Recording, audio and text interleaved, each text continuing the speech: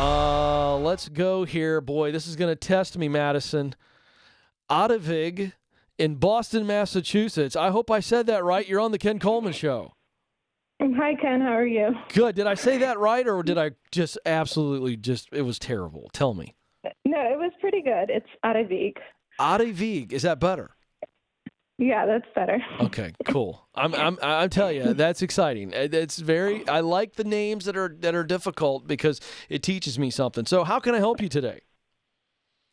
Yeah, I listened to your show a bit and wanted to get your thoughts with where I am in my career. I've kind of felt somewhat not stuck, but just sense that things are not like fitting quite right with where I've been, and wondering, stay in the industry I'm in. Maybe I just haven't found the right fit yet, versus I come from like a family of entrepreneurs and often have those kinds of ideas of starting something of my own.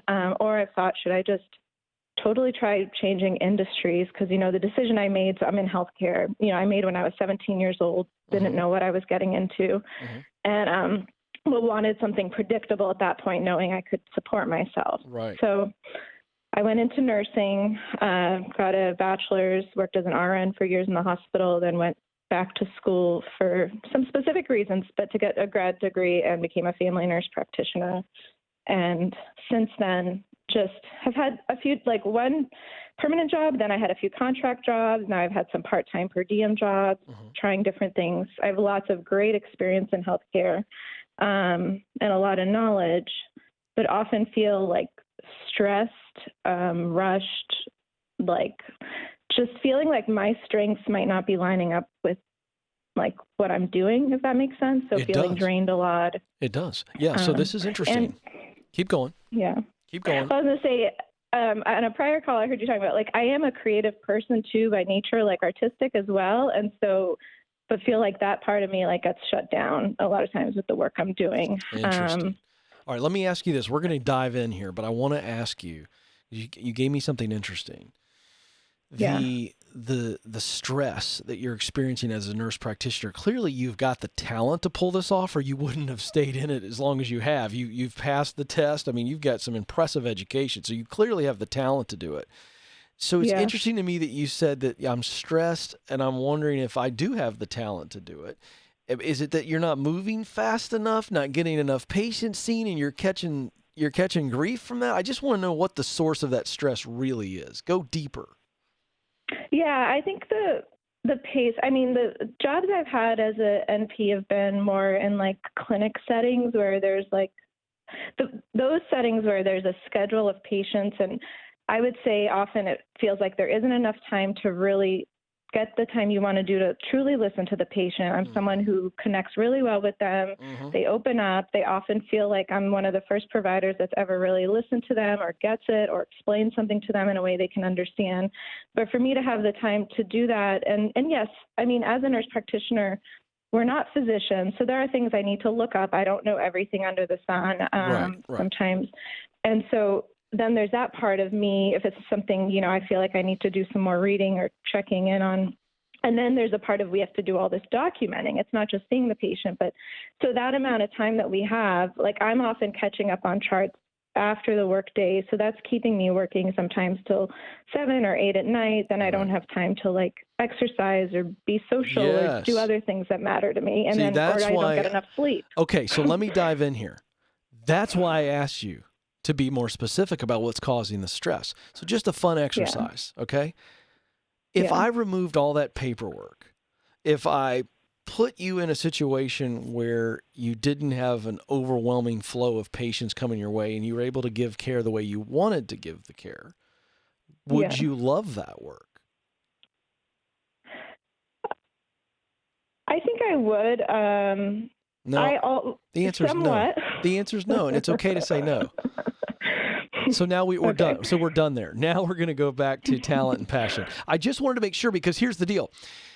I get calls like this from teachers a lot that feel stressed and overwhelmed by all the stuff that has nothing to do with teaching. And so I was just trying to identify if I removed a lot of the things that are causing you stress and allowed you to care for people, because I think you have a massive heart. I think medicine is just a function for you. I think you love looking at people in the eye, and I bet you're really high on empathy, and you love connecting with people and trying to help them out, and that's what makes you good at medicine, but it's not the number one way you want to help people. Am I right? Yeah. Okay, good. Yeah. Well, let's own that. Yeah. Hey, listen, I want this to be one of the clearest moments of your life right now. Now, Yeah. let's talk about what you'd really love to do, because we'll get to talent in a second. I don't think we need to spend our time. I think you know what you're really good at. I want you to tell me, maybe for the first time in your life, tell me, your friend across the airwaves, no shame in your game, what is it that you'd really love to do? And I think that creativity sparks something in you. That you heard that other caller, you heard that call and you dialed in because something she said connected with you. Am I right? Yeah. That's why you're laughing. You're giggling on the other end of the line. You're excited. Spit it out. If I just gave you what you really want to do, no education, no requirements, nothing, just you get to do it tomorrow, what would you do? Go.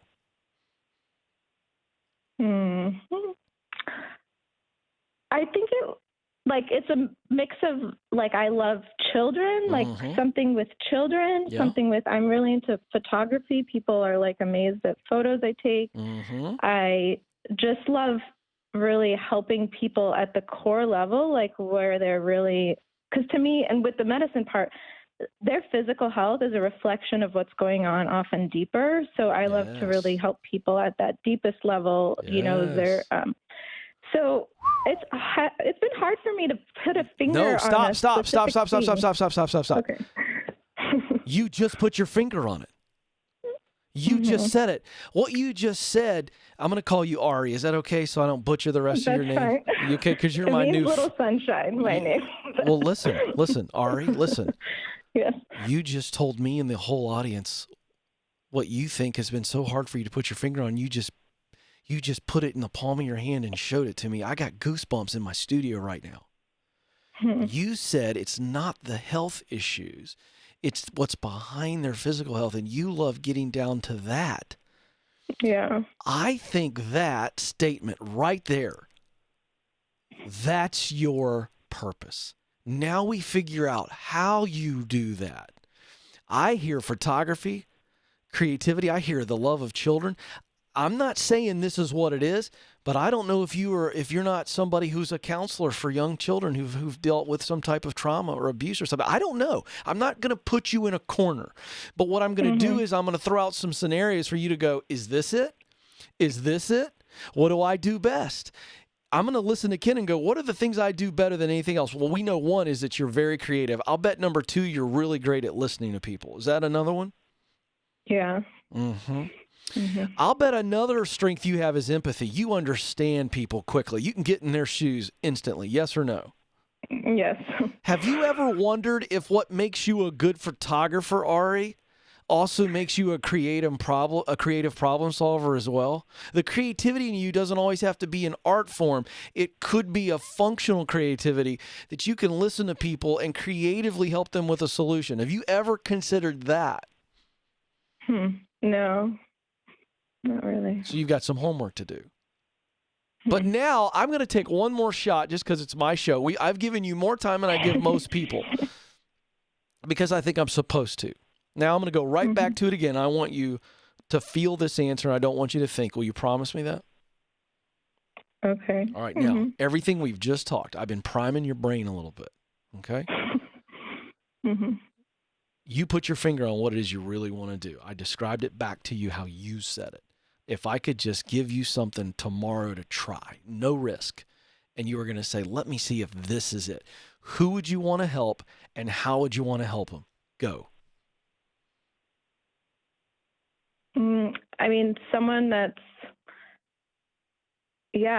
feels maybe stuck or hopeless or just needs hope or, and how would you help them?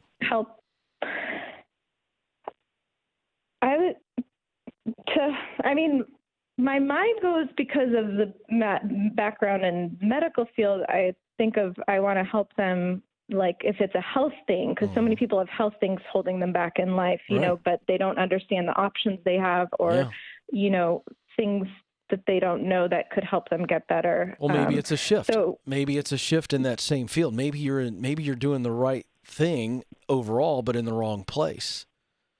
Maybe it's a shift. Maybe it's into medical, in the medical area, but you're helping counseling patients. Well, I don't know. And here's the deal. You're still trying to figure this out. So I'm not going to put you on the spot anymore, but let me give you 3 things I want you to ask yourself over the next days and week, and it's going to reveal to you, because you're so close to spitting it out. Like, you're right on the edge here. And so I don't want to leave you and not give you something to do today that you got to think about. I want you to write these questions down, or you can remember them. They're very easy. Number 1, who do I most want to help? And I want you to, when you answer this, picture it. Is it kids? If it's kids, how old are they? And what's their problem? What are they struggling with? How do I want to help those kids? So who do I want to help? Next question, what problem do I want to solve? Again, get specific here.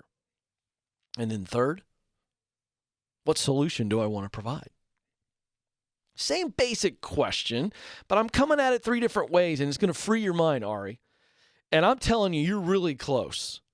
Retreat to those questions and retreat to what you do best, your top talents. Make a list. And then your top passions, which we actually discussed, we listed them out. But I want you to write them down. And you're going to use what you do best, talent, to do what you love to do most. That's passion. Those 3 questions I gave you are going to help you determine very specifically your passion. But you laid it out from about 50,000 feet. You actually laid it out. And we talked about that. So stay there. And for the first time in your life, your brain's going to be able to see things you haven't seen before. And it's going to reveal what's going on.